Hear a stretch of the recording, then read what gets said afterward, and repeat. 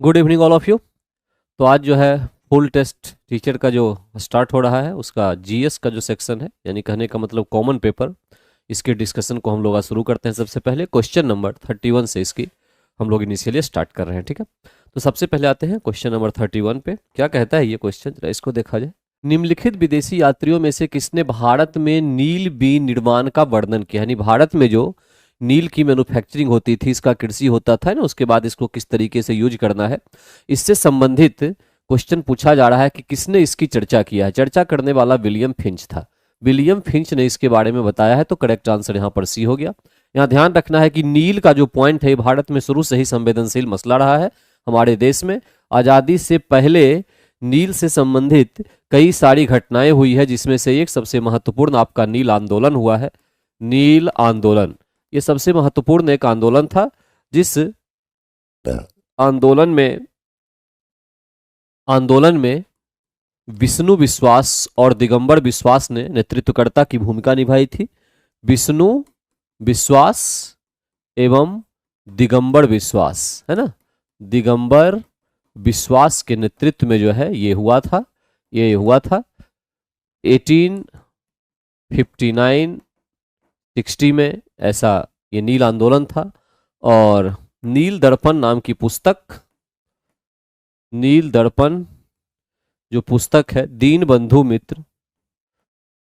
बंधु मित्र के द्वारा ये पुस्तक एक्चुअली में लिखा गया था। ठीक है, जिसमें नील आंदोलन को लेकर चर्चा परिचर्चा हो रही थी। तो ये हो गया। उसके बाद नील दर्पण दीन बंधु मित्र का है, कहने का मतलब ये हुआ। तो इस तरह से करेक्ट आंसर हमारे पास क्या मेरा, विलियम फिंच। यहाँ दूसरा ध्यान रखना है कि नील से संबंधित एक चंपारण सत्याग्रह भी है। चंपारण सत्याग्रह ये किससे संबंधित है? ये भी नील की खेती से ही संबंधित है, नील के विषय से ये भी संबंधित था। ठीक है, तो ये काफी चर्चित विषय रहा है नील के बारे में।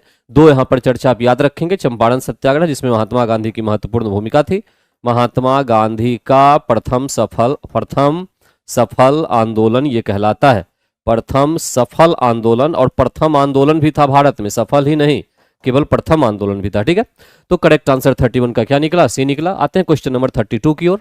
निम्नलिखित में से कौन सुमेलित करना है ये बताया जा रहा है। महिषी समिति, एक्चुअली में बंगाल में इसका निर्माण किया गया था, महिषी समिति का, और ये 1901 में स्थापित हुआ था। ठीक है, तो 1901 ध्यान दीजिएगा। मैसूर जो प्रजापति मंडली है, इसकी स्थापना कर्नाटक यानी मैसूर 1917 ईस्वी में की गई थी। सत्यशोधक समाज की स्थापना जो है ज्योतिबा फूले के द्वारा की गई थी। ज्योतिबा फूले के द्वारा सत्यशोधक समाज की स्थापना की गई थी 1873 ईस्वी में। 1873 की कहानी है ये। ठीक है, और लिंगायत एजुकेशन फंड एसोसिएशन की स्थापना 1905 ईस्वी में की गई थी। तो इस तरह से अगर हम देखें तो यहाँ पे कुल मिला के करेक्ट आंसर जो निकलता है फर्स्ट का बी यानी ये वाला करेक्ट आंसर हमारे पास क्या आता है, बी आता है। ये पॉइंट आपको याद रखना है। इसमें से सत्यशोधक समाज की स्थापना ज्योतिबा फूले के द्वारा की गई थी। ठीक है, आर्य समाज की स्थापना जो है, इस पे भी क्वेश्चन बार बार आता है। आर्य समाज ये स्वामी दयानंद सरस्वती के द्वारा की गई थी। स्वामी दयानंद सरस्वती के द्वारा की गई थी, स्वामी दयानंद सरस्वती के द्वारा आर्य समाज।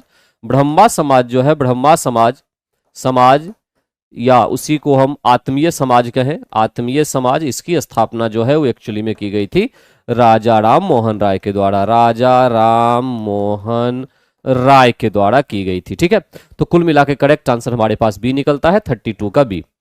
गोवा को पुर्तगालियों से मुक्त कराने के लिए निम्नलिखित में से किसने सविनय अवज्ञा आंदोलन प्रारंभ किया था? क्वेश्चन है, करेक्ट आंसर है राम मनोहर लोहिया। राम मनोहर लोहिया ने इसके लिए सविनय अवज्ञा आंदोलन प्रारंभ किया था। इस बात को ध्यान रखना है कि जो पुर्तगाली थे, पुर्तगाली सबसे प्रथम विदेशी थे जो भारत आए हैं, पहली बात। और दूसरी बात, सबसे अंत में 1498 में आए हैं, सबसे अंत में भारत से गए कब? 1961, जब उन्होंने क्या किया, गोवा को आजाद किया। गोवा को क्या कर दिया, आजाद कर दिया। तो सबसे अंत में जाने वाले यही थे। इस आजादी को लेकर जो है राम मनोहर लोहिया ने ये सविनय अवज्ञा आंदोलन जो है ये चलाया था 12 अगस्त 1987 को, याद रखिएगा 12 अगस्त 1987 को गोवा को एक पूर्ण राज्य का दर्जा मिला।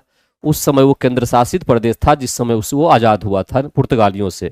पूर्ण राज्य का दर्जा मिला या दिया गया, ठीक है। तो कुल मिला के करेक्ट आंसर क्या निकला? सी, राम मनोहर लोहिया। करेक्ट आंसर निकला सी। अखिल भारतीय किसान दिवस मनाया जाता है 1 सितंबर को, इस बात को ध्यान में रखना है। अखिल भारतीय किसान दिवस 1 सितंबर को मनाया जाता है। यहां दो बात और भी ध्यान रखना है कि बिहार प्रांतीय किसान सभा, बिहार प्रांतीय किसान सभा, ठीक है, इसकी स्थापना 1929 में स्वामी सहजानंद सरस्वती के द्वारा की गई थी। और अखिल भारतीय किसान सभा की स्थापना ये एक्चुअली में की गई थी पटना में। कहाँ? पटना में। और अखिल भारतीय किसान सभा की स्थापना जो है ये 1936 में लखनऊ में की गई। कहाँ? लखनऊ में की गई। और इसके वही अध्यक्ष जो थे जिन्होंने स्थापना की थी, और वो कौन थे? स्वामी सहजानंद सरस्वती। स्वामी सहजानंद सरस्वती ही अध्यक्ष भी थे और स्थापित करने वाले संस्थापक भी थे, ठीक है। तो अखिल भारतीय किसान दिवस 1 सितंबर को मनता है। 1936 में जो है लखनऊ में इसकी स्थापना की गई थी, ठीक। तो करेक्ट आंसर 34 का जो है ये हो गया, ठीक है। यहाँ ध्यान रखना है कि किसान नेता की बात अगर करें, किसान नेता की, तो ये बिहार से जो किसान नेता थे दो की चर्चा बहुत होती है। एक विद्यानंद, एक कौन? विद्यानंद। ये कहाँ? मधुबनी से थे, मधुबनी। और एक स्थानीय नेता थे कार्यानंद शर्मा। इनका मुंगेर कार्य क्षेत्र था, कार्यानंद शर्मा, मुंगेर क्षेत्र। और इन्होंने बकास्त आंदोलन की शुरुआत की थी। बकास्त आंदोलन जो है आंदोलन को चलाया था, ठीक है। तो करेक्ट आंसर आपके पास निकल के आया बी। नेक्स्ट पे आते हैं। वर्ष 1920 और 22 के बीच गांधी जी ने असहयोग आंदोलन की शुरुआत की थी, ठीक है, बिल्कुल की थी। 1 अगस्त 1920 को, ठीक है, जिस दिन तिलक की मृत्यु हुई थी, उसी दिन जो है पहला काम हुआ। और दूसरा काम क्या हुआ था कि असहयोग आंदोलन जो है ये प्रारंभ हुआ था उसी दिन, ठीक है। दो काम हुआ था, तिलक की मृत्यु भी हुई थी, असहयोग आंदोलन भी प्रारंभ हुआ था। लेकिन उसके बाद ध्यान रखना है कि ये चौड़ा चौड़ी जो घटना है ये 5 फरवरी 1922 को होने के बाद कांड के पश्चात जो है इस आंदोलन को स्थगित कर दिया गया था। इस आंदोलन को स्थगित कर दिया गया था। इसी आंदोलन में क्या हुआ था? इस आंदोलन में हिंदी को देश की भाषा के रूप में स्वीकार किया गया था। देश की भाषा के रूप में स्वीकार किया गया था। इसमें दो प्रकार के काम थे, सकारात्मक तथा नकारात्मक कार्यों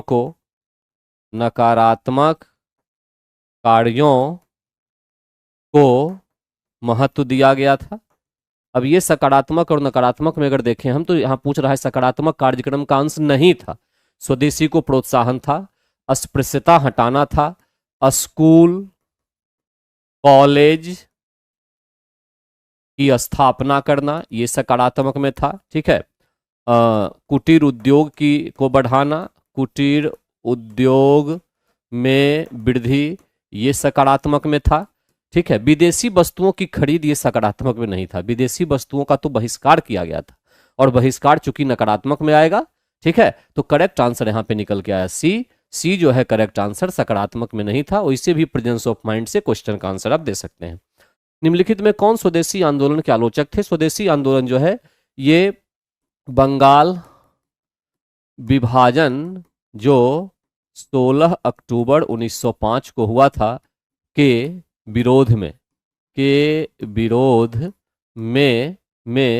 हुआ था, ठीक है। बंगाल विभाजन के विरोध में स्वदेशी आंदोलन हुआ, ठीक। अच्छा, इस स्वदेशी आंदोलन में ध्यान दीजिएगा, स्वदेश बांधव समिति एक संस्था थी बंगाल में, बांधव समिति ने महत्वपूर्ण भूमिका निभाई थी। महत्वपूर्ण भूमिका निभाई थी। ठीक है, और ये स्वदेश बांधव समिति अश्विनी कुमार दत्त की थी। अश्विनी कुमार दत्त की संस्था थी। ठीक, तो इस तरह से यहाँ पर जो है स्वदेशी आंदोलन जो है ये मुख्य रूप से आया। इसमें महिलाओं ने पहली बार भागीदारी की थी। महिलाओं ने किसी भी आंदोलन में सबसे पहली बार भागीदारी की थी। किसी भी आंदोलन में सबसे पहली बार भागीदारी की थी। पहली बार भागीदारी की थी। ठीक है, ये है। यहाँ पे आलोचक कौन थे? आलोचक थे रविंद्रनाथ टैगोर। इन्होंने कहा था कि पूरब और पश्चिम, यानी हम और पश्चिम वाले जो हैं अंग्रेज, इनके साथ संबंध बनाना होगा, हमें सामंजस्य बनाना होगा, ना कि इनको विरोध करना होगा। ठीक है, विरोध नहीं कर सकते हम इनको, वो अच्छी चीज नहीं है। रविंद्रनाथ टैगोर के द्वारा कहा गया था। करेक्ट आंसर यहाँ पर क्या आ गया? सी आ गया। ठीक है, करेक्ट आंसर आ गया आपके पास सी। ठीक, S N Banerjee, W C Banerjee जो है ये कांग्रेस के प्रथम अध्यक्ष थे। कांग्रेस के प्रथम अध्यक्ष। ठीक है, a nation in the making, a nation in the making नामक बुक लिखा था एस एन बनर्जी ने। लिखने वाले एस एन बनर्जी थे। ठीक है, नेक्स्ट पे आइए। निम्नलिखित में से भारतीय राष्ट्रीय कांग्रेस के किस अधिवेशन में कांग्रेस अध्यक्ष के चुनाव में सुभाष चंद्र बोस ने पट्टाभी सीतारामैया को पराजित किया? हरिपुरा अधिवेशन 1938 के जो अध्यक्ष थे वो सुभाष चंद्र बोस ही थे, इसमें तो कोई दिक्कत नहीं हुई। लेकिन 1939 का जो त्रिपुरी अधिवेशन है, इस अधिवेशन में काफी विवाद हुआ था और गांधी जी ने पट्टाभी सीतारामैया को अध्यक्ष पद के लिए नामित किया था, लेकिन चुनाव जो हुआ उसमें जीत गए सुभाष चंद्र बोस। तो इसके बाद काफी विवाद हुआ और अंत में जाके सुभाष चंद्र बोस ने रिजाइन दे दिया। तो करेक्ट आंसर है बी। यहाँ इस बात को ध्यान रखना है कि उनके रिजाइन देने के बाद बोस के त्यागपत्र देने के पश्चात डॉक्टर राजेंद्र प्रसाद को अध्यक्ष नियुक्त किया गया।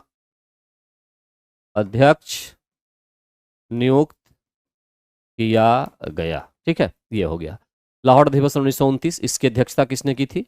जवाहरलाल नेहरू ने। जेएल नेहरू के द्वारा इसकी अध्यक्षता की गई थी और इसी में जो है पूर्ण स्वराज का प्रस्ताव पारित किया गया था। स्वराज का प्रस्ताव पारित किया गया था। ठीक है, इसी में 26 जनवरी 1930 को स्वतंत्रता दिवस भी मनाया गया था। स्वतंत्रता दिवस जो है ये मनाया गया था। ठीक, आइए नेक्स्ट पे। क्वेश्चन नंबर 38, स्वाधीनता हमारा लक्ष्य और हिंदुत्व हमारी आकांक्षा पूरी कर सकती है, कथन अरविंद घोष का है। स्टेटमेंट बेस्ड क्वेश्चन पे मैं बार बार कहता हूं कि इसका कोई फिलॉसफी नहीं होता। इसमें सीधा सीधा है कि जो स्टेटमेंट आपको मिला उस स्टेटमेंट को आप नोट कीजिए और उसको फिर याद कीजिए, इसके सिवा और कोई ऑप्शन नहीं है। तो ये जो स्टेटमेंट हमारे पास आ रहा है कि स्वाधीनता हमारा लक्ष्य है और हिंदुत्व ही हमारी इस लक्ष्य को यानी आकांक्षा को पूरी कर सकता है, यह कथन किसका है? ये कथन अरविंद घोष का है। ठीक है, ये स्टेटमेंट आपको याद रखना होगा कि अरविंद घोष का है। लोकमान्य तिलक, बाल गंगाधर तिलक है, इनकी दो पुस्तक जो है, दो पत्रिका, मराठा और केसरी। ठीक है, केसरी जो है ये मराठा भाषा में है, और मराठा जो है वो अंग्रेजी भाषा में है। वो किस में है? अंग्रेजी में है। ध्यान दीजिएगा दोनों। ठीक है, ये बाल गंगाधर तिलक का है। ठीक, देवेंद्रनाथ टैगोर, इन्होंने 1839 में तत्वबोधिन समाज की स्थापना की थी। ये भी याद रखिएगा, तत्वबोधिन समाज की स्थापना 1839 में किसने? देवेंद्रनाथ टैगोर ने की थी। ठीक है, नेक्स्ट पे आइए।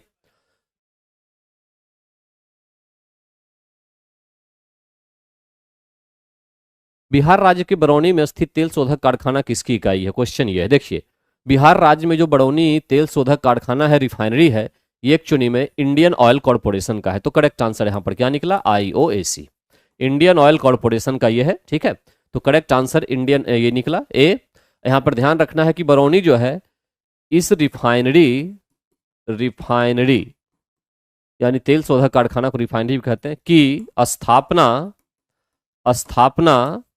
रोमानिया तथा सोवियत संघ के सहयोग से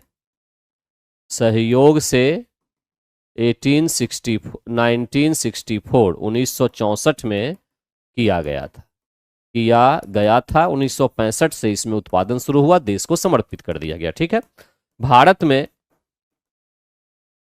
निजी क्षेत्र की सबसे बड़ी रिफाइनरी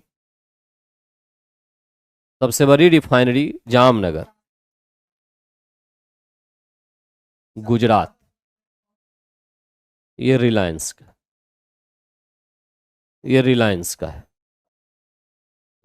है। ठीक है, नेपाल में गंडक नदी को किस नाम से पुकारा जाता है? नेपाल में गंडक नदी को नारायणी नदी कहते हैं। एक बात और ध्यान रखिए, गंडक नदी के कई नाम हैं, नारायणी तो हो ही गया, सी, इसको सप्त गंडक भी कहते हैं, सप्त गंडकी, सदानीरा, ठीक है, सप्त गंडकी, सदानीरा, सालीग्रामी,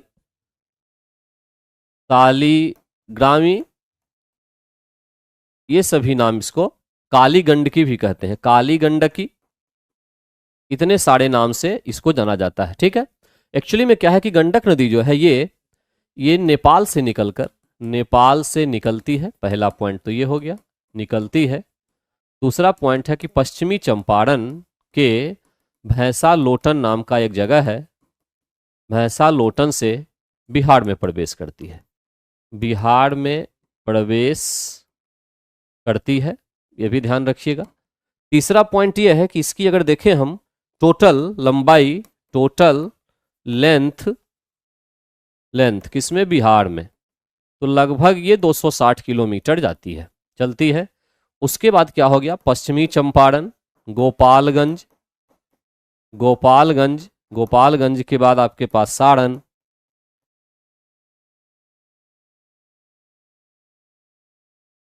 मुजफ्फरपुर होते हुए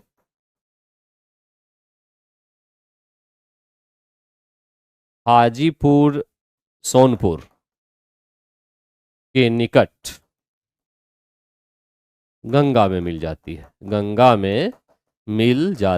तो एक तरह से गंगा की सहायक नदी बन जाती है। ठीक है, तो करेक्ट आंसर यहां पर क्या निकला, 48 का सी। 48 का करेक्ट आंसर क्या है, सी है, नारायणी नदी। ठीक, नेक्स्ट पे आइए। निम्नलिखित में से पहाड़ियां कौन सी है जो पूर्वी और पश्चिमी घाटों को जोड़ती है? पूर्वी और पश्चिमी घाट को जोड़ने वाली पहाड़ी जो है नीलगिरी है। नीलगिरी जो है पूर्वी और पश्चिमी घाटों को जोड़ती है। नीलगिरी की सबसे जो ऊंची चोटी है, सबसे ऊंची जो चोटी है, इसको हम डोडा बेटा कहते हैं, डोडा बेटा के नाम से इसको जानते हैं। ठीक है, यहां पर ध्यान दीजिएगा कि नीलगिरी बायोस्फीयर रिजर्व भी है। नीलगिरी बायोस्फीयर रिजर्व, जिसकी स्थापना 1986 में की गई। ये भारत का प्रथम बायोस्फीयर रिजर्व है। ठीक है, ध्यान रखिएगा। पूर्वी घाट की बात अगर करें, पूर्वी घाट, तो इसकी सबसे ऊंची चोटी जो है, ये आपको मिलेगी क्या, तो महेंद्रगिरी। और पश्चिमी घाट जो है, इसकी सबसे ऊंची चोटी की अगर बात करें तो ये आपको मिलेगी अनाईमुडी। और ये अनाईमुडी जो है, ये दक्षिण भारत की भी सबसे ऊंची चोटी है, ऊंची चोटी है। ठीक है, तो करेक्ट आंसर आपके पास निकल के क्या आया, सी आया, नीलगिरी। खरीफ और रबी से संबंधित निम्नलिखित कथनों में से कौन सा ठीक नहीं है, ये एक्चुअली में कह रहा है। देखिए, खरीफ की फसल यानी धान बारिश के टाइम पे या बारिश के बाद जो है इसकी रोपाई हुई और ठंड से पहले कट जाती है, और रबी ठंड के मौसम में इसकी बुआई होती है और बसंत ऋतु आते आते ये कट जाती है मार्च के आसपास। ठीक है, ये याद रखिए। तो खरीफ जो है महीना वर्षा ऋतु के प्रारंभ में आता है, खरीफ फसल का महीना। ठीक है, बिल्कुल सही। और बसंत ऋतु के अंत में फसल काट ली जाती है, बिल्कुल गलत है। बसंत में नहीं, यहाँ ठंड में काट ली जाती है, ये अगर लिखा होता तो सही होता। तो कौन ठीक नहीं है? पहला ठीक नहीं है। अब आगे देखते हैं। खरीफ का महीना वर्षा ऋतु के आरंभ में आता है, ये बात सही है, और शरद ऋतु में फसल काट ली तो सही है। रबी महीना वर्षा के बाद शरद ऋतु में आता है, ये भी बात सही है, और बसंत ऋतु में फसल काट ली जाती है, मार्च के आसपास काटी जाती है, ये भी सही है। यानी गलत कौन सा है? करेक्ट आंसर आपके पास क्या आ गया? ए आ गया। करेक्ट आंसर हमारे पास क्या निकल के आ गया? ए। तो 50 का जो करेक्ट आंसर है वो हमारे पास क्या है? ए है। खरीफ का जो महीना है, खरीफ फसल का, ये आपके पास आ गया मई, जून से अगस्त, सितंबर। और जो रवि का होता है ये अक्टूबर से लेकर और होता है ये मार्च तक, मार्च तक ये होता है। ठीक है, ये शीत ऋतु का टाइम होता है, मुख्य रूप से शीत ऋतु का। ठीक है, और ये वर्षा के बाद वाला ऋतु होता है। ठीक है, आइए नेक्स्ट पे। ये एसएसटी और जीएस का 699 में रखा गया है, टीयर 4 के लिए। ठीक है, अगर आप इसको ज्वाइन करना चाहते हैं तो कर सकते हैं। 6 to 8 के लिए न्यू बैच है ये। भारत की पहली कागज मिल 1832 में स्थापित की गई थी। मिल स्थापित की गई थी पश्चिम बंगाल के श्रीरामपुर में। सीधा सीधा क्वेश्चन एक याद करने वाला है कि पश्चिम बंगाल के श्रीरामपुर में जो है भारत की पहली कागज मिल की स्थापना की गई थी 1832 में। कागज की जहां तक बात करें, कागज तो इसकी खोज जो है, खोज ये एक्चुअली में सबसे पहली बार चीन में माना जाता है। और अभी वर्तमान में क्या है? वर्तमान में मध्य प्रदेश का जो नेपानगर है, नेपानगर ये सबसे अधिक कागज का उत्पादन करता है। और भारत में कागज का बहुत बड़ा सेंटर जो है प्रोडक्शन का, वो नेपानगर ही है। ठीक है, तो वर्तमान में अगर पूछ ले में कागज उत्पादन का केंद्र, तो ये आपके पास नेपानगर आएगा, इसमें कहीं कोई डाउट नहीं है। ठीक है, लेकिन सबसे पहली बार जो है वो पश्चिम बंगाल के श्रीरामपुर में स्थापित की गई थी। ठीक है, पश्चिम बंगाल के श्रीरामपुर में स्थापित की गई थी। निम्नलिखित में से किस राज्य में लेटेराइट मिट्टी पाई जाती है? एक्चुअली कहा जा रहा है लेटेराइट मिट्टी। पहली बात तो है कि लेटेराइट मिट्टी जो है, इसके कुछ संबंधित कुछ पॉइंट्स को आप देख लें। सबसे पहले इसके निर्माण को देखें, तो निर्माण इसका कहाँ होता है? जहां अत्यधिक धूप तथा अत्यधिक वर्षा होती है, अत्यधिक वर्षा होती है। ठीक है, कारण क्या होता है? निक्षालन होता है। निक्षालन किसका? चट्टान का। चट्टान पर जब इस प्रकार की वर्षा और धूप गिरती है तो उसमें क्रैक्स आते हैं और उसमें कई सारी चीजें हटती चली जाती है। तो उसमें होता क्या है कि आपके पास चूना जो है, एल्यूमिनियम, आयरन की प्रधानता होती है। ठीक है, इसमें प्रधानता होती है। यह भी ध्यान रखना है कि आयरन ऑक्साइड की उपस्थिति के कारण यह मिट्टी लाल होती है। यह मिट्टी क्या होती है? लाल होती है। इस मिट्टी में क्या है कि चाय, काजू आदि की खेती की जाती है, की जा सकती है। ठीक है, और ये अधिक उपजाऊ नहीं होती है, अधिक उपजाऊ मिट्टी नहीं होती है।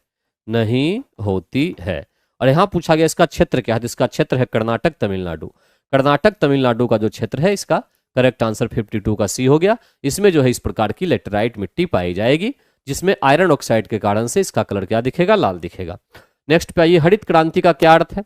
हरित क्रांति का एक्चुअल मतलब, पहली बात तो ये कि हरित क्रांति जो है ये प्रारंभ किया गया था मैक्सिको के वैज्ञानिक कौन? मैक्सिको के वैज्ञानिक नॉर्मन बोरलॉग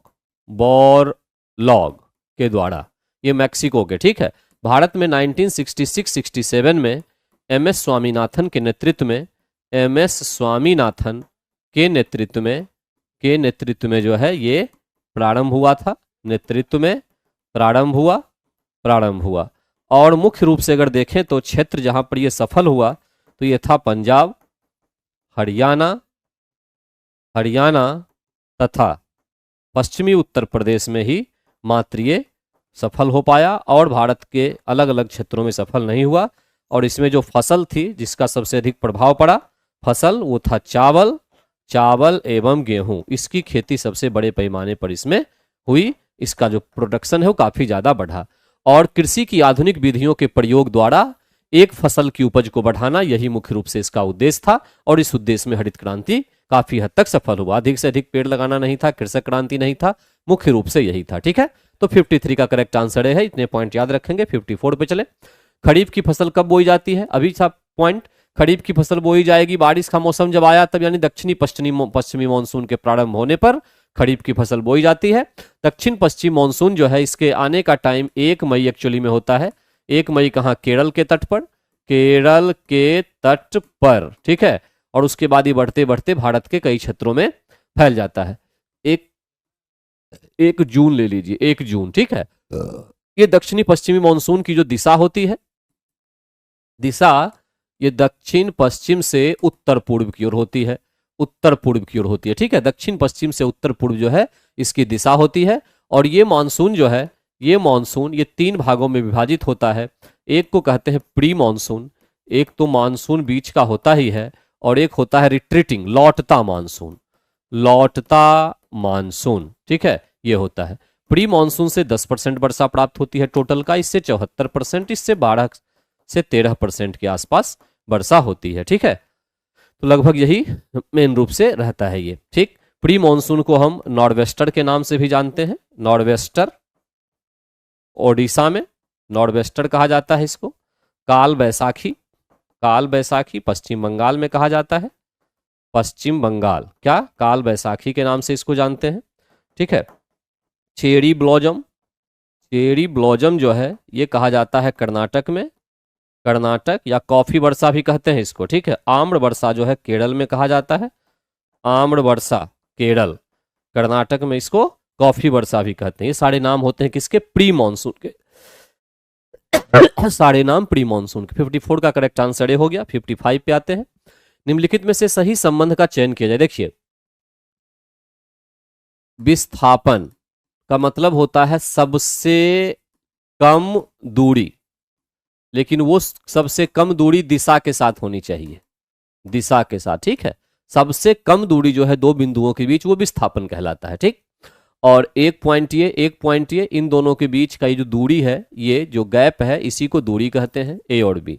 अब सबसे कम जो दूरी होगी वो विस्थापन कहलाती है, हैं? अच्छा, इस केस में दूरी और विस्थापन दोनों बराबर हो जाता है, क्योंकि इसमें जो सबसे कम दूरी है वही सबसे अधिक, सब एक ही है। तो इसका मतलब हुआ कि विस्थापन दूरी के बराबर है, या दूरी से हमेशा कम होगी, क्योंकि सबसे कम दूरी को विस्थापन कहते हैं। इसका मतलब दूरी या तो विस्थापन के बराबर हो सकती है, एक तो पॉइंट ये, या दूरी विस्थापन जो है हमेशा दूरी से छोटी होगी, है। तो दोनों को अगर जोड़ दिया जाए तो क्या निकल के आता है? दूरी विस्थापन, ये निकल के आ रहा है। अब विस्थापन नीचे ले आएंगे तो 1 आ जाएगा। करेक्ट आंसर क्या निकला? ए निकला, ठीक ना। कि दूरी या तो विस्थापन के हमेशा बराबर होगी या विस्थापन से बड़ी होगी। दूरी कभी भी विस्थापन से छोटी नहीं हो सकती है। विस्थापन एक सदिश राशि है, इसमें दिशा भी होता है। दूरी एक अदिश राशि है, यानी स्केलर है। दूरी क्या है? एक स्केलर अदिश राशि है, ठीक है। ओके, आइए नेक्स्ट पे। प्रोटीन संश्लेषण में सही क्रम यहां पर क्या होता है? देखिए, प्रोटीन संश्लेषण के लिए सही क्रम, सबसे बेसिक चीज प्रोटीन संश्लेषण का क्या होता है? एमिनो एसिड होता है, एमिनो एसिड, ठीक है। तो उस हिसाब से अगर देखा जाए तो पहले यहां पर डीएनए, डीएनए से आरएनए, आरएनए से एमिनो एसिड, और एमिनो एसिड से प्रोटीन। तो यहां पे करेक्ट जो आंसर है वो आपके पास निकल के क्या आता है? बी आता है, बी आता है, ठीक है। इसको सेंट्रल डोगमा के नाम से जानते हैं। यह जो प्रक्रिया होती है प्रोटीन, यह प्रोटीन की, प्रोटीन निर्माण की प्रक्रिया, प्रक्रिया सेंट्रल डोगमा के नाम से जानी जाती है, नाम से जानी जाती है। इसमें 2-3 चीज याद रखना है कि राइबोसोम से प्रोटीन जब बनेगा, राइबोसोम से जो प्रोटीन बनता है ना, प्रोटीन, ठीक है, राइबोसोम से जो प्रोटीन बनता है इसको ट्रांसलेशन के नाम से जानते हैं। ट्रांसलेशन, ठीक है, ट्रांसलेशन, इसको क्या कहते हैं? ट्रांसलेशन के नाम से इसको जानते हैं। राइबोसोम से प्रोटीन जो बनता है वो ट्रांसलेशन के नाम से जाना जाता है, ठीक है। उसके बाद डीएनए से जो आरएनए बनता है, डीएनए से जो आरएनए का निर्माण होता है, ठीक है, इसको कहा जाता है ट्रांसक्रिप्शन। इसको कहा जाता है क्या? ट्रांसक्रिप्शन। क्रिप्शन किससे? डीएनए से आरएनए, ये ट्रांसक्रिप्शन कहलाता है। अच्छा, वो रिवर्स कर दें, अगर आरएनए से अगर डीएनए का निर्माण होगा, डीएनए का निर्माण होगा तो ये क्या कहलाएगा? रिवर्स ट्रांसक्रिप्शन के नाम से जाना जाएगा। रिवर्स ट्रांसक्रिप्शन के नाम से इसको जाना जाएगा। ठीक है। प्रोटीन, प्रोटीन का बेसिक चीज क्या होता है? एमिनो एसिड होता है। ठीक है। प्रोटीन जो है, प्रोटीन का बेसिक कौन होता है? एमिनो एसिड होता है। तो 56 का करेक्ट आंसर क्या निकला? बी निकला। अब एक मिलाना है यहां पे, वाट क्या होगा? Newton metre per second, A सही। किलो वाट का मतलब क्या हो गया? 1000 वाट होता है, तो सी हो गया। 1 किलो वाट में 1000। 1 किलो वाट आवर्स जो है ये एक्चुअली में एनर्जी की यूनिट हो गई। जब भी किलो वाट में घंटा टाइम मल्टीप्लाई हो जाए तो एनर्जी बन जाता है, तो बी आंसर आ गया। और 1 हॉर्स पावर 746 वाट हो गया, डी। तो आ गया ACBD। ACBD करेक्ट आंसर आपके पास क्या निकला? ए निकला, ए निकला। ठीक है, ACBD ये जो है एक्चुअली में करेक्ट आंसर हुआ। ठीक है, यहां पे ध्यान दीजिएगा, किलो वाट जो है ये शक्ति की यूनिट है, पावर की, शक्ति की इकाई है, शक्ति की इकाई है। ठीक है, और किलो वाट घंटा जो है ये आपके पास क्या है? ऊर्जा की इकाई है, ऊर्जा की इकाई है। तो यहां कंफ्यूज नहीं करना है कि किलो वाट है तो शक्ति हो गया kilowatt hours. Kilowatt hours यानी पावर जो होता है ये वर्क पर यूनिट टाइम होता है। ठीक है, तो टाइम, पावर का तो वाट हो गया और टाइम से मल्टीप्लाई कर देंगे तो वर्क निकल जाएगा ना। वर्क का मतलब एनर्जी, यानी 1 किलो वाट आवर्स जो हो गया ये ऊर्जा की हो गई इकाई, ऊर्जा की क्या हो गई? इकाई हो गई। ठीक है, नेक्स्ट पे आइए। यदि किसी लवण का पीएच मान 0 है तो वह लवण, देखिए पीएच जो होता है 0 से 6 तक क्या? अम्लीय, अम्लीय। ठीक है, 7 उदासीन, और 8 to 14 क्या? बेसिक, यानी क्षारीय। ठीक है, उदासीन में आपके पास क्या निकल के आएगा? उदासीन में यानी जिसका पीएच उदासीन होता है इसको कहते हैं हम, इसका एग्जाम्पल क्या? Distilled water. डिस्टिल्ड वाटर का पीएच 7 होता है। डिस्टिल्ड वाटर किसका एग्जाम्पल है? Rain water. बारिश का पानी जो होता है वो डिस्टिल्ड वाटर का एग्जाम्पल होता है। ठीक है, यहां ध्यान रखिएगा कि डिस्टिल्ड वाटर में इलेक्ट्रिसिटी पास नहीं करेगी, इलेक्ट्रिसिटी यानी विद्युत पास नहीं करेगी, नहीं करेगी। किसमें? किसमें? डिस्टिल्ड वाटर में इलेक्ट्रिसिटी पास नहीं करेगी। कब कब करेगी? जब इसमें सॉल्ट डाला जाएगा, salt plus distilled water, distilled water, तब इसमें से क्या होगा? विद्युत, विद्युत पास करेगी, करेगी। ठीक है, अब यहां पर कह रहा है किसी पीएच का मान अगर 0 है तो 0 का मतलब वो एसिड है, स्ट्रॉन्ग एसिड। जैसे जैसे मान घटेगा वो मजबूत अम्ल बनता जाएगा, उतना ही कमजोर बेस होगा। तो मजबूत एसिड होगा और कमजोर बेस होगा। करेक्ट आंसर यहां पर क्या निकला? सी निकला। यहां एक बात और भी ध्यान रखना है कि जब एसिड बेस के साथ रिएक्शन करता है, एसिड प्लस बेस, तो हमारे पास निकल के आता है सॉल्ट प्लस वाटर। हमेशा ध्यान रखिएगा कि एसिड और बेस का रिएक्शन हमें पानी देता है, वाटर देता है। इस रिएक्शन को उदासीन अभिक्रिया या न्यूट्रलाइजेशन रिएक्शन कहते हैं। उदासीन अभिक्रिया या न्यूट्रलाइजेशन रिएक्शन के नाम से जाना जाता है, न्यूट्रलाइजेशन रिएक्शन के नाम से इसको जाना जाता है। ठीक है, तो करेक्ट आंसर हमारे पास 58 का क्या आ गया? सी आ गया। करेक्ट आंसर 58 का आ गया सी। 59 कहता है कि अनुवांशिक अभियंत्रण के निम्नलिखित प्रभावों पर विचार कीजिए। अनुवांशिक अभियंत्रण जिसको हम कहते हैं जेनेटिक इंजीनियरिंग, इसको एक्चुअली में कहा जाता है। ठीक है, तो जेनेटिक इंजीनियरिंग का मतलब मुख्य रूप से अनुवांशिक अभियांत्रिकी में ही होता है कि जो डीएनए है, ठीक है, डीएनए जिस पर जीन भी होते हैं, जीन की सामान्य भाषा में देखें तो काट छांट, ठीक, काट छांट जो होती है इसको कटिंग करके, इसी में आता है एक पॉइंट रिकम्बिनेंट डीएनए। एक किसी जीव जंतु के डीएनए को निकाल के उसको काटा गया और काटने के बाद किसी दूसरे जंतु के डीएनए के इक्विवेलेंट उसको बनाने का प्रयास किया गया या उसमें जोड़ा गया। ये सारी प्रक्रिया जेनेटिक इंजीनियरिंग के नाम से या अनुवांशिक अभियंत्रण के नाम से जानी जाती है।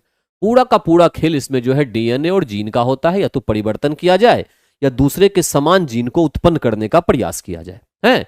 तो इससे क्या होगा कि रोग प्रतिरोधक क्षमता में को बढ़ाने में मदद मिलती है, ये पॉइंट सही है, इसके लिए किया जाता है जीन इंजीनियरिंग। वृद्धि वर्धन के लिए होता है, ये भी बात सही है। जंतु क्लोनिंग के लिए होता है, यानी एक जो जानवर है उसी के जैसे किसी दूसरे जानवर को उत्पन्न करना, ये भी इसका एक उद्देश्य होता है। मानव क्लोनिंग भी हो सकता है, लेकिन दिक्कत यह है कि पूरी दुनिया में मानव के क्लोनिंग वाले रिसर्च पे प्रतिबंध लगा हुआ है, इसलिए 4 को हम नेगलेक्ट करके चलेंगे, इस विषय में नहीं आएगा, तो केवल आएगा 1 2 3 करेक्ट आंसर। क्या निकला? बी निकला, 1 2 और 3। ठीक है। रिकम्बिनेंट डीएनए पूछे, वो जेनेटिक इंजीनियरिंग का ही एक हिस्सा है जिसकी सहायता से डीएनए की काट छांट की जाती है और काट छांट करने के बाद जो है नए प्रकार के जीव की उत्पत्ति करें या सेम प्रकार के जीव की उत्पत्ति को किया जाता है। ठीक, आइए नेक्स्ट पे। एक्स किरणों का उपयोग क्रिस्टल संरचना के अध्ययन के लिए किया जाता है, क्योंकि देखिए एक्स किरण जो है क्रिस्टल, पहली बात तो कि क्रिस्टल का मतलब यहां पर क्या होता है, किसी परमाणु, किसी पदार्थ के परमाणु का एक निश्चित संरचना में अरेंजमेंट, ये हम कह सकते हैं। अरेंजमेंट ये कहलाता है एक्चुअली में क्या? क्रिस्टल। क्रिस्टल का मतलब ये होता है किसी पदार्थ के परमाणु है, उसका एक निश्चित संरचना में जब अरेंजमेंट हम करेंगे तो ये हमारा क्रिस्टल कहलाएगा। अब कोई भी क्रिस्टल संरचना है उस पर होता क्या है कि 2 एटम जो होते हैं उनके बीच का जो गैप होता है ये उतना ही होता है जितना कि एक्स रे जो डाला जाएगा इस पे, उस एक्स रे का जो वेवलेंथ होता है वेवलेंथ के बराबर होता है, यानी तरंग दैर्ध्य के बराबर होता है, तरंग दैर्ध्य के बराबर होता है। तो उस हिसाब से अगर देखा जाए तो ये दोनों इक्वल होने के कारण से एक्स रे का उपयोग इन सारे कारणों में किया जाता है। तो करेक्ट आंसर यहां पे निकल के तो बी आया। ठीक है। अच्छा, यहां पे ध्यान दीजिए, गामा रेज का उपयोग अगर पूछे कहां होता है तो कैंसर के इलाज में, कैंसर के इलाज में, ध्यान दीजिएगा, इलाज में। अच्छा, इसके साथ साथ खाद्य पदार्थों को सुरक्षित रखने में, खाद्य पदार्थों को सुरक्षित रखने में इसका उपयोग होता है, ये भी आप ध्यान रखेंगे। ठीक, गामा रेज का। अच्छा, यूवी रेज की बात करें, यूवी अल्ट्रा वायलेट रेज जिसको कहते हैं, तो जाली दस्तावेजों की जांच करने में, जाली दस्तावेजों की जांच करने में इसका उपयोग होता है, जांच करने में इसका उपयोग किया जाता है। ठीक है, यह भी बात आप ध्यान रखेंगे यूवी की। अच्छा, इसके साथ साथ कुछ और का पूछ दे, जैसे इंफ्रारेड का पूछ दे क्या उपयोग होता है, इंफ्रारेड अवरक्त किरण जिसको कहते हैं, अवरक्त किरण जिसको कहा जाता है, तो इसका उपयोग होता है रिमोट में, विभिन्न प्रकार के रिमोट, है ना, रिमोट में इसका उपयोग होता है, और वस्तु को गर्म करने में भी उपयोग होता है इसका, वस्तु को गर्म करने में इसका उपयोग होता है। ठीक है, इंफ्रारेड का। और आप अगर रेडियो वेव की बात करें, रेडियो वेव, तो इसका उपयोग होता है किसमें, रडार में, दूर संचार में। इतने पॉइंट आप याद रखेंगे। ठीक है, तो क्वेश्चन आपका यहां से निकल जाएगा। करेक्ट आंसर 60 का क्या निकला? बी निकला। 60 का करेक्ट आंसर क्या निकला? बी निकला। 61 है कि जब सोडियम क्लोराइड के जलीय घोल के बीच में बिजली पारित की जाती है तो निम्न में से किस रूप में वो विघटित हो जाती है, यानी कहने का मतलब कि सोडियम क्लोराइड है, ठीक है, पानी के साथ ये मिला हुआ है, और इसमें क्या हो रहा है कि इलेक्ट्रिसिटी यानी विद्युत को प्रवाहित किया जा रहा है, विद्युत को प्रवाहित किया जाता है। उसके बाद जो रिएक्शन निकल के आता है उसमें क्या होता है, सोडियम हाइड्रोक्साइड हमारे पास आता है, हाइड्रोजन गैस और क्लोरीन गैस हमारे पास निकलती है। तो कुल मिला के NaOH, H2 और Cl2, तो करेक्ट आंसर हमारे पास क्या आ गया? ए आ गया। ये एक्चुअली में निकलता है। ठीक है, इसको डीकंपोजिशन रिएक्शन कहते हैं। ये भी ध्यान रखिएगा कि डीकंपोजिशन यानी ब्रेकिंग जो होता है केवल इलेक्ट्रिसिटी के माध्यम से नहीं होता है, ब्रेकिंग में लाइट का यूज भी हो सकता है, जैसे AgCl, AgBr, ये अलग अलग कंपाउंड है, सिल्वर क्लोराइड और सिल्वर ब्रोमाइड। इस पर जब लाइट गिराई जाती है ना, लाइट यानी प्रकाश जब गिराई जाती है तब ये भी ब्रेक होता है, Ag और Cl में, Ag और Br में, है Br, Cl और Br बाहर निकल गया, बचा चमकता हुआ Ag। इसीलिए इसका उपयोग जो है ये ब्लैक एंड व्हाइट फोटोग्राफी में इसका उपयोग होता है, ग्राफी में उपयोग होता है। ठीक है, कुल मिला के करेक्ट आंसर ये रहा। तो हमारे पास 61 का करेक्ट जो आंसर आया वो क्या आया, ए आया। 61 का करेक्ट आंसर ए आया। शुक्र वाहिका सामान्य मार्ग के निर्माण के लिए ये मूत्राशय से होकर आने वाली नलिका के साथ जुड़ी होती है। इसे एक्चुअली में क्या कहते हैं, अर्थरा कहते हैं। The vas deferens joins with the duct passing through urinary bladder to form a common tract that is called urethra. ठीक है, करेक्ट आंसर यहाँ पर क्या हो गया, उसी को मूत्रपाड़ कहते हैं जिससे यूरिन जो है ह्यूमन का वो बाहर की तरफ निकलता है। एक तो ये हो गया। अब जहां तक बात हो गई विल्सन की या टेस्टी, जिसके बारे में दो जान लें कि जो है मेल स्पर्म का निर्माण करता है, ये करता है। ठीक है, और ये निर्माण कब होगा, जब टेस्टीज का तापमान सामान्य शरीर के तापमान से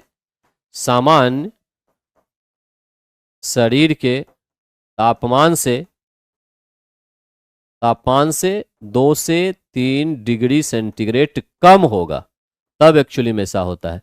इसीलिए इसका स्ट्रक्चर ऐसा बना होता है कि शरीर से बाहर की ओर ही रहता है।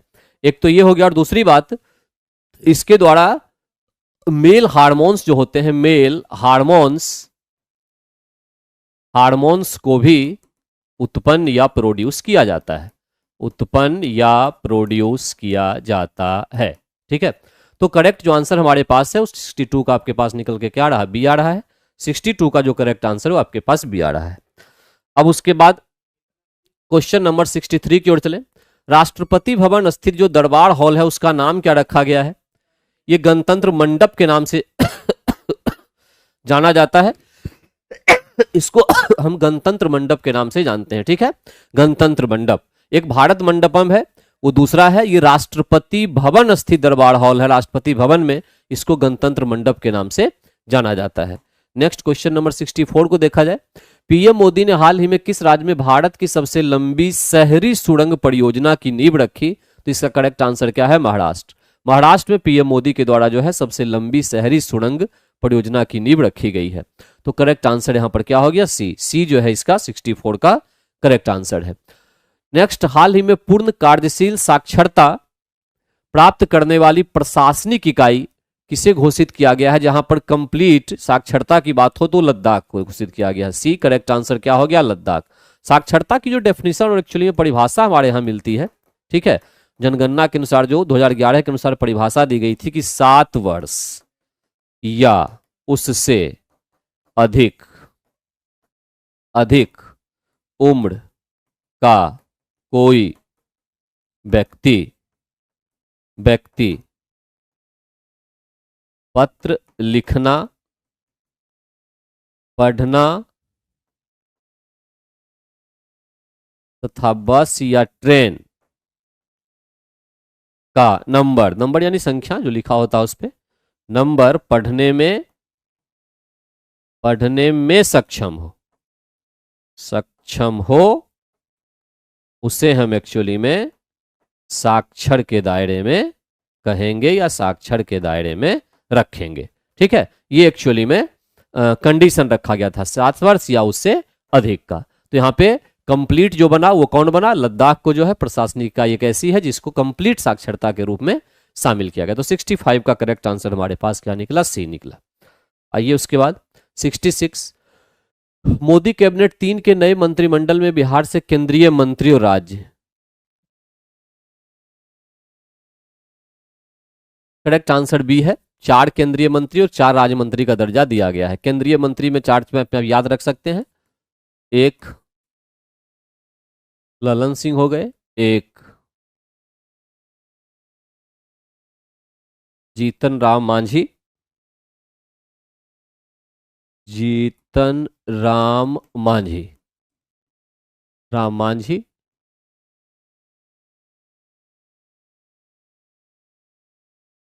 और एक यहां पे चिराग पासवान। ठीक है, तो ये 4 जो हैं ये आपके पास केंद्रीय मंत्री का दर्जा इनको मिला हुआ है। ठीक है, ध्यान दीजिएगा, ये 4 केंद्रीय मंत्री बिहार से लाए गए हैं। तो करेक्ट आंसर यहां पर 4 केंद्रीय मंत्री और 4 राज्य मंत्री, चारों केंद्रीय मंत्री का नाम आपको यहां पे याद रख लेना है। इसे तो आने की गुंजाइश कम ही है, लेकिन फिर भी उसको एक बार याद रख लेना है। तो ये कैबिनेट 3 का है, 2 का नहीं, जो अभी रिसेंट जो कैबिनेट है उसके। ठीक है, बिहार से कुल मिला के 4 केंद्रीय मंत्री आए हैं। नेक्स्ट पे आइए, विश्व स्वास्थ्य संगठन की पूर्व मुख्य वैज्ञानिक डॉक्टर सौम्या स्वामीनाथन को किस विश्वविद्यालय द्वारा मानद उपाधि दी गई? यहां ध्यान रखिएगा कि ये जो है करेक्ट आंसर तो मैकगिल विश्वविद्यालय है, लेकिन मैकगिल कोई यूनिवर्सिटी नहीं होती है, ये तो एक समूह है। ठीक है, समूह है जिसमें कई सारी यूनिवर्सिटी शामिल होती है, कई यूनिवर्सिटी जो है इसमें शामिल होती है, और ये सभी यूनिवर्सिटियों को मिलाकर जो है शामिल होती है और कई प्रकार के फंक्शन को पूरी दुनिया में पूरा करती है। तो ये एक समूह है। ठीक है, मैकगिल जिसको कहते हैं। तो करेक्ट आंसर यहां पर इसे 67 का सी आएगा। मुख्य रूप से मैकगिल विश्वविद्यालय जो है इसमें शिकागो यूनिवर्सिटी जो है, शिकागो विश्वविद्यालय शामिल होता है, विश्वविद्यालय शामिल होता है। ठीक है, शिकागो विश्वविद्यालय मुख्य रूप से इसमें शामिल है। तो ये एक समूह है, इस समूह के द्वारा जो है दिया गया है पूर्व मुख्य वैज्ञानिक सलाहकार जो विश्व स्वास्थ्य संगठन WHO जिसको हम जानते हैं, सौम्या स्वामीनाथन को। ठीक है, और इसको डॉक्टरेट की उपाधि दी गई है। तो करेक्ट आंसर 67 का निकला क्या? सी। 68 पे भारत की पहली बहुउद्देशीय ग्रीन हाइड्रोजन पायलट प्रोजेक्ट की शुरुआत की गई कहां? हिमाचल प्रदेश में। ठीक है, ये ताप और बिजली दोनों, ये ग्रीन हाइड्रोजन पायलट प्रोजेक्ट है जिसकी शुरुआत हिमाचल प्रदेश में की गई है। वैसे अगर जल विद्युत परियोजना की बात करें, जल विद्युत परियोजना अगर हम भारत की देखें सबसे प्रथम तो ये DVC थी। DVC फुल फॉर्म में इसको हम दामोदर वैली कॉरपोरेशन भी कहते हैं, दामोदर वैली कॉरपोरेशन के नाम से इसको जाना जाता है, कॉरपोरेशन के नाम से इसको जाना जाता है, बंगाल। ठीक है, ये पहली बहुउद्देशीय परियोजना भी कहला सकती है और जल विद्युत में भी सबसे पहले नंबर पे यही थी। ठीक है, तो करेक्ट आंसर यहां पर 68 का क्या निकल के आया? ये निकल के आया ग्रीन हाइड्रोजन पायलट प्रोजेक्ट की शुरुआत कहां? हिमाचल प्रदेश में की गई, हिमाचल प्रदेश में की गई है। असम राज्य की वन्यजीव जीव वैज्ञानिक डॉक्टर पूर्णिमा देवी बर्मन जो काफी चर्चा में भी रही थी हाल फिलहाल में, इनको ग्रेटर एडजुजेंट स्टॉर्क नाम का पक्षी है, उसके संरक्षण के लिए व्हिटली गोल्ड अवार्ड। एक तो पहली बात यह ध्यान रखना है कि उस पक्षी का नाम है ग्रेटर एडजुजेंट स्टॉर्क, तो ऑप्शन बी सही हुआ। व्हिटली गोल्ड अवार्ड को ध्यान रखिएगा ग्रीन ऑस्कर भी कहा जाता है, ग्रीन ऑस्कर के नाम से जाना जाता है। ठीक है, ग्रीन ऑस्कर इसको कहा जाता है, ग्रीन ऑस्कर। तो ये दिया गया था किसको? ग्रेटर एडजुजेंट स्टॉर्क नाम के वर्ड को संरक्षण के लिए। पूर्णिमा देवी बर्मन कहां से बिलोंग करती हैं? तो असम राज्य से बिलोंग करती हैं और उनको ये दिया गया था। ठीक है, तो करेक्ट आंसर 69 का आपके पास निकल के क्या रहा? बी आ रहा। करेक्ट आंसर है 69 का बी। और सबसे लास्ट में 70 देखते हैं कि अयोध्या में श्री राम सूर्य तिलक कार्यक्रम जो हुआ था उसमें किस भारतीय संस्थान की अहम भूमिका थी? मतलब कुछ इस तरह का था कि सन की लाइट सीधे जो है वो तिलक पर पड़ेगी, इस प्रकार का कुछ प्रोग्राम था। तो इसके लिए इंडियन इंस्टीट्यूट ऑफ एस्ट्रोफिजिक्स ने अपना योगदान दिया था। IIA Indian institute of astrophysics जो है ये भारत के कर्नाटक राज्य में स्थित है, कर्नाटक राज्य में इंडियन इंस्टीट्यूट ऑफ एस्ट्रोफिजिक्स स्थित है, इसके द्वारा ये काम किया गया था। ठीक है, और एक रेडियो इंस्टीट्यूट्स की बात भी अगर आए तो वो भी ध्यान रखना है, इंस्टीट्यूट्स ये एक्चुअली में पुणे में स्थित है, पुणे में है। ठीक है, रेडियोलॉजी रेडियो ये भी एस्ट्रोफिजिक्स से ही संबंधित है और ये जो है पुणे में स्थित है, लेकिन जो काम किया था सूर्य तिलक वाला ये इंडियन इंस्टीट्यूट ऑफ एस्ट्रोफिजिक्स, और ये कहां था? कर्नाटका में था। ठीक है, तो आज की क्लास जो है यहीं पे डिस्कशन यहीं पे कंप्लीट होता है। अगले सेशन में हम लोग मिलेंगे एक नए डिस्कशन के साथ, तब तक के लिए थैंक यू वेरी मच। जय हिंद मेरे प्यारे साथियों। चलिए देखेंगे मैथ्स के क्वेश्चन को। कॉमन पेपर में जो है सबसे पहले बोला गया है त्रिभुज के अंतः केंद्र के निर्देशांक क्या होगा, जो कि मान लीजिए तो त्रिभुज की जो होता है अंतः केंद्र की निर्देशांक क्या होगा। तो सबसे पहले इसको समझना है, इन सेंटर के बारे में पूछा गया है। मेरे प्यारे मित्र, अगर एक कोई त्रिभुज है और ये त्रिभुज A, B और C दिया गया है, A के सामने वाला साइड A है और B के सामने वाला B है और C है, ये दिया गया है और इसका निर्देशांक भी दिया गया है। मानिए ये A1 ये y1 है और B जो है x2 और ये y2 है और C जो है x3 और y3 है। तो मेरे प्यारे मित्र, अंतः केंद्र का जो निर्देशांक होगा ये एंगल बाय सेक्टर और एंगल बाय सेक्टर, सभी एंगल बाय सेक्टर जहाँ पे मिलता है इसी को अंतः केंद्र कहते हैं। तो ये क्या होगा? तो सर A1 x1 होगा। क्या होगा? A x1 प्लस में ये वाला B x2 प्लस में C x3 होगा और बट्टा में A plus B plus C होगा, बट्टा में A plus B plus C। y quadrant निकालना रहेगा, सेम टाइम से करेंगे। क्या करेंगे? A y1 करेंगे प्लस में B y2 करेंगे प्लस में C y3 करेंगे। और बट्टा में a प्लस बी प्लस सी करेंगे। ये हो गया आप निर्देशांक। मेरे प्यारे मित्र, यहाँ पे दिया गया है त्रिभुज है और ये ए बी सी मानिए सभी का निर्देशांक दिया गया है 3 और 4 है, और यहाँ पे मानिए बी और सी दिया गया है कितना है 3 और 7 है, और ये दिया गया है 7 और 4 है। मेरे प्यारे मित्र, ये दोनों के बीच का डिस्टेंस होना आपके पास अति आवश्यक है। निर्देशांक दिया गया है, डिस्टेंस फार्मूला से आप जो है बीच का जो है डिस्टेंस निकाले। डिस्टेंस फार्मूला क्या होता है, x2 माइनस में x1 का होल स्क्वायर प्लस में y2 और y2 माइनस में y1 का होल स्क्वायर के रूट अंडर करना है। क्या करना है, तो रूट अंडर में x2 माइनस में x1 का होल स्क्वायर प्लस में y2 प्लस में माइनस में y1 का होल स्क्वायर। मेरे प्यारे मित्र, यहाँ से देखेंगे तो ये हो जाएगा 7 में से 3 जाएगा 4, 4 का होल स्क्वायर 16, और 4 में से 4 जाएगा 0, 16 का वर्गमूल 16 का वर्गमूल 4 होता है। तो यहाँ से यहाँ डिस्टेंस आ गया 4। इधर से देखेंगे आप तो 7 में से 3 जाएगा तो 4, 4 का स्क्वायर 16, और 7 में से 4 जाएगा तो 3, 3 का स्क्वायर 9, तो 16 9 25, 25 का वर्गमूल मतलब 5 होता है। ठीक है, आइए इधर से देखेंगे 3 हो गया, 7 में से 4 जाएगा 3, 3 का स्क्वायर 9, 9 का वर्गमूल 3 होगा। यहाँ से यहाँ डिस्टेंस आ गया 3। अब अंतः केंद्र निकालना है, तो अंतः केंद्र हम बताए थे इसको इसमें गुना करेंगे, 5 तिया 15 a1 x1, ठीक है, 5 तिया 15, फिर ये 4 तिया 12, फिर ये वाला 7 तिया 21, और a प्लस बी प्लस सी, ये 5 4 और 3, तो 5 4 9 3 12, ये हो गया। y के बारे में देखेंगे तो सर जी यहाँ से y जो है आप देख रहे हैं 5 के साथ में 4 5 20 हो जाएगा, यहाँ से y 7 चौके 28 हो जाएगा, यहाँ से y 4 तिया 12 हो जाएगा, नीचे में 12 होगा। सभी को जोड़ेंगे तो 7 7 और 1 8 हो जाएगा। ठीक है, 3 2 और 2 4, 48 बटा 12, और ये देखेंगे तो सर जी 10 के 0 2 2 4 5 60 बटा 12, इसको काटेंगे 12 पंचे 60, 12 चौक 48। ठीक है, 4:5 हो जाएगा। क्या होगा, 4:5 होगा। तो सॉरी 4,5 होगा। आंसर क्या होगा, सी होगा। आंसर क्या होगा, 39 का आंसर क्या होगा, सी होगा। चलिए हाँ या ना बच्चे जल्दी से बताओगे, 39 का आंसर क्या होगा, सी होगा। बोलिए, किन्हीं को कोई दिक्कत है तो बताओगे। आगे बढ़ते हैं। अगर 4 सेंटीमीटर भुजा वाले 4 घन को घन में सटाकर एक घनाभ बनाया गया है, घनाभ का पृष्ठीय क्षेत्रफल ज्ञात करें।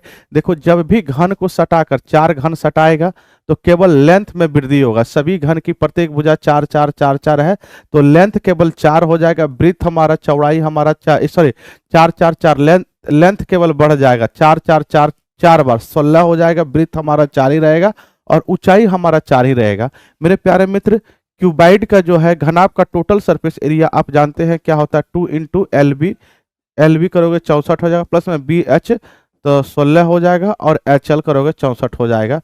इसको जोड़ोगे तो 2 इंटू सुनोगे जोड़ोगे 4 4 8 8 6 14 का 4, ठीक है, 6 6 12 1 13 1 14, गुना करेंगे 28 14 दूनी 28, 288 आपका आंसर हो जाएगा, जो कि आंसर सी होगा।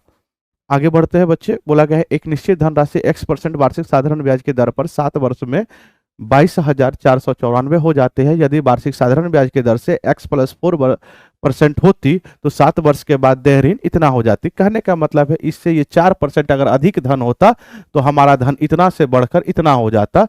मतलब 4% के डिफरेंस में, 4% के डिफरेंस में आप मुझे बताइएगा कितने धन का डिफरेंस आया। इसमें से इसको अंतर लेंगे, तो इसमें से इसका अंतर लेकर जल्दी से बताओगे कितना आएगा।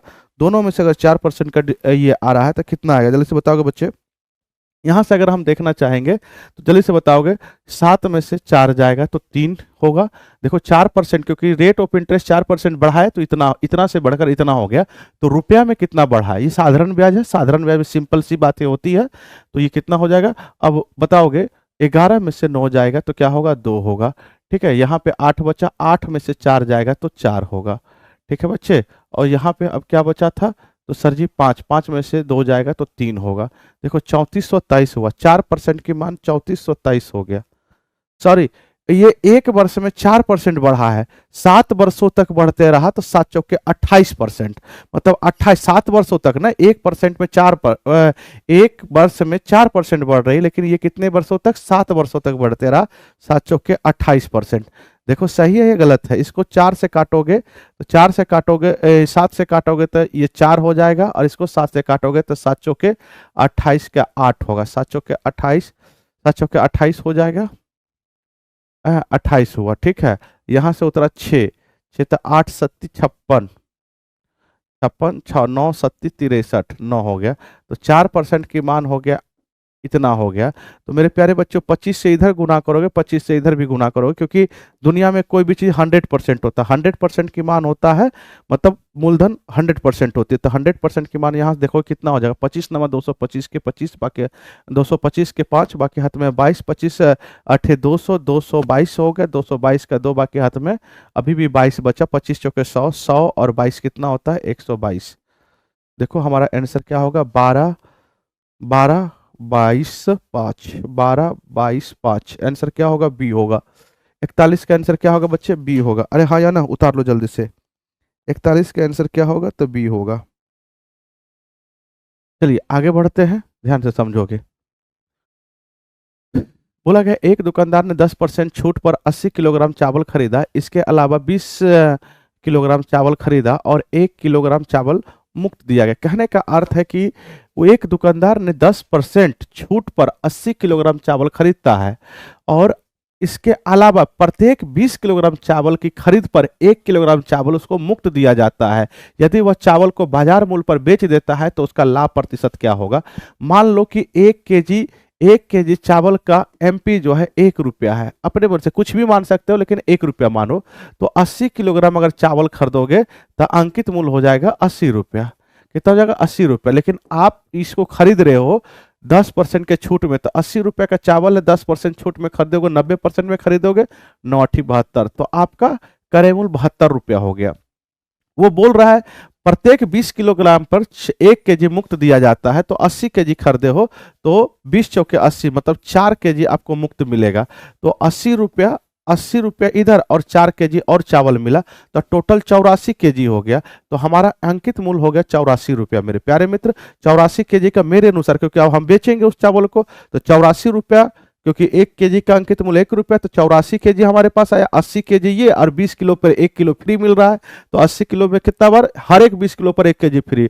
40 किलो होगा तो 2 किलो फ्री मिलेगा, 60 किलो होगा 3 किलो फ्री मिलेगा, 80 किलो होगा तो 4 किलो फ्री मिलेगा। तो टोटल 84 केजी चावल हो गया। तो 1 केजी का दाम 1 रुपया, तो 84 केजी का दाम 84 रुपया।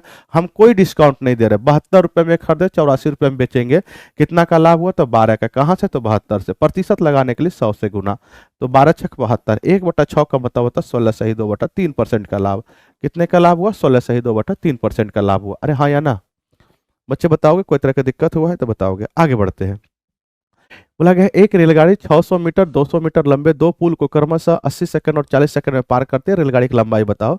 जब पुल को पार करेगी या प्लेटफॉर्म को पार करेगी रेलगाड़ी, तो अपनी लंबाई के साथ साथ में रेलगाड़ी जो है पुल और प्लेटफॉर्म की लंबाई को भी पार करेगी। जिस वस्तु में अदर कोई वस्तु हो उसकी कारण उसमें लंबाई वगैरह हो तो, ठीक है। तो मेरे प्यारे मित्र, चाल होता है दूरी बटा समय।